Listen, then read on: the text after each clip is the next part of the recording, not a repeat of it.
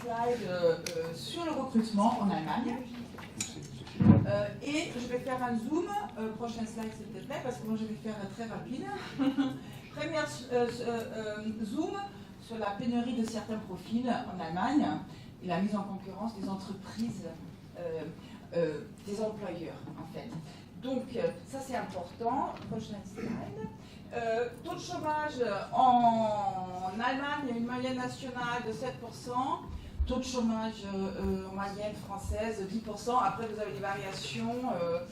Dans le sud, ici, on est à 12%. À Paris, on est à 7,5-8%. Bref, si vous êtes ici, on va dire à 4,5%, entre 4 et 4,5%. Même chose pour NRW avec entre 4 et 6% à peu près. C'est des chiffres de février 2015. Vous imaginez bien qu'il y a moins de candidats. Il y a moins de candidats et moralité, prochain slide. Qu'est-ce qu'on fait? On n'est pas à Cannes, mais on va bien les traiter. On va bien les traiter, les candidats. Comment on le traite? Prochain slide. Eh bien, on va vraiment faire beaucoup d'efforts dans le marketing RH.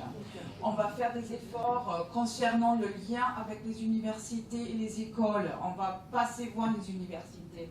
On va faire le lien au site web, on va faire le lien sur les réseaux sociaux. Rien de nouveau. Ce qui est peut-être nouveau, c'est vraiment aussi les tout petites entreprises, les TPE, les PME, ils le font. Ils sont obligés d'argumenter. Exemple, un développeur IT en France, métier sous tension, il va trouver sur les sites d'offres d'emploi 10, 11, 12 offres d'emploi qui peuvent correspondre à son profil. Le même en Allemagne, il va avoir 35 offres d'emploi. Donc il y a une vraie mise en compétition, mise en concurrence des profils. Autre chose, les Allemands, je trouve, ils ont vraiment beaucoup plus de soins qu'ils apportent aux offres d'emploi sur les différents supports, presse, web ou autres supports. Ils font des annonces très soignées, très argumentées. Ils vont raconter beaucoup de choses sur les bénéfices qui existent si on intègre la société annonceur. Hein. Autre chose, les entretiens de recrutement en Allemagne, ils vont être très formels, mais très soignés. On va préparer des pochettes avec les goodies, avec des informations sur l'entreprise, avec des flyers, pourquoi pas. On va proposer du café ou de l'eau minérale. Ce n'est pas forcément le cas en France. On va rembourser souvent, dès le premier rendez-vous, les frais de transport. Bref, on va faire un autre accueil, on va vraiment essayer d'attirer les candidats. Il faut aussi, lors d'entretiens de recrutement, s'attendre à des questions qui peuvent presque un petit peu choquer les entreprises françaises, parce que les candidats allemands, ils vont demander mais alors à partir de quel moment j'ai droit à un congé sabbatique, ou quelles sont les formations que vous mettez en place dans l'entreprise, ou qu'est-ce que j'ai comme abonnement de transport de rembourser. Enfin, bon, ils osent le faire, ils osent quand même mettre ici aussi, encore une fois, mettre les entreprises en concurrence, et des fois ça peut un peu choquer quand on vient dans France où tout ça c'est un peu moins explicite, on va dire. Bref, on va aussi, prochain slide s'il te plaît, regarder le salaire. Je ne vais pas rester longtemps là-dessus, juste Cour des comptes 2008, donc ça peut encore bouger un petit peu. L'employeur paye moins de charges, l'employé a plus de charges comparé à la France et l'Allemagne. Donc vous avez certainement, et tout est prélevé à la source, tout est net, un candidat allemand va raisonner en net direct. Donc il a plus de charges, notre futur salarié, donc il va demander plus de sous. Voilà. Prochain slide s'il te plaît. On va maintenant parler du candidat qui se transforme en salarié, en collègue. On va maintenant parler un tout petit peu de l'interculturel. L'interculturel, vous allez me dire, il y a beaucoup de cultures, il y a une grande différence entre l'Allemagne du Nord et l'Allemagne du Sud, comme en France. Donc on ne peut que parler des cultures, ça c'est clair aussi. Mais bon, je vais essayer de m'approcher de l'interculturel avec deux modèles que j'apprécie énormément. Donc merci. Le premier c'est Itiol, il fait toujours autorité, c'est quelqu'un qui écrit des livres qui sont vraiment géniaux. Donc il a une approche qualitative. C'est quelqu'un qui était anthropologue, ethnologue. Il a d'abord été américain. Il a étudié d'abord les Indiens, les Navajos, etc., les Apaches. Et ensuite, entrée de l'armée américaine dans la Deuxième Guerre mondiale. Il était en Allemagne, il était en France, il était aux Philippines, il était en Asie. Donc du coup, avec ses lunettes d'anthropologue, il a continué ses recherches culturelles. Voilà.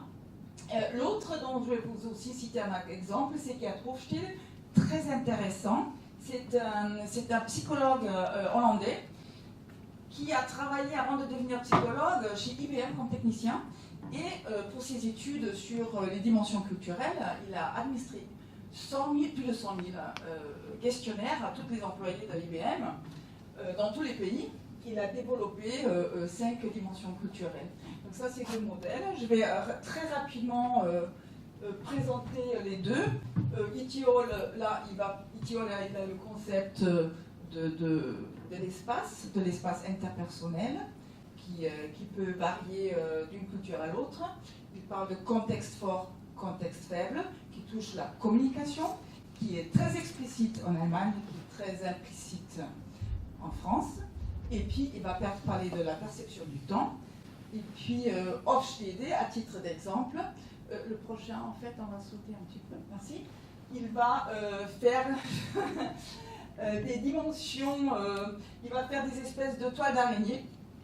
Là, j'ai sorti une toile d'araignée entre l'Allemagne et la France, et avec ces critères qu'il a développés donc, dans les années 70, qui ont été confirmés par plusieurs très grosses études par la suite, des études dans les années 90 et 2000. Les différentes différences, par exemple, entre la France et l'Allemagne. Donc, par exemple, ils ont trouvé que la France, on a un style beaucoup plus autoritaire. Il y a plus de niveaux hiérarchiques. L'Allemagne, les niveaux hiérarchiques sont beaucoup moins élevés. Hein. Ça, c'est un point assez important. Deuxième point intéressant, c'est le contrôle de l'incertitude. En France, on n'aime pas trop l'incertitude. Du coup, en France, on aime beaucoup tout ce qui est normes, lois, support institutionnel pour sécuriser un contexte. Les Allemands, il faut un peu plus confiance dans l'avenir. Et puis, troisième point, peut-être intéressant pour vous, c'est la masculinité. Ça n'a rien à voir avec la virilité, je vous assure. C'est plutôt que les Allemands, ils ont quand même des critères de performance et de réussite plus élevés. Et les Français sont un peu plus en dessous par rapport à ces critères. Il peut y avoir d'autres critères qui sont plutôt des valeurs françaises, mais qui ne touchent pas forcément l'orientation résultat et performance. Voilà, prochaine, saute 2.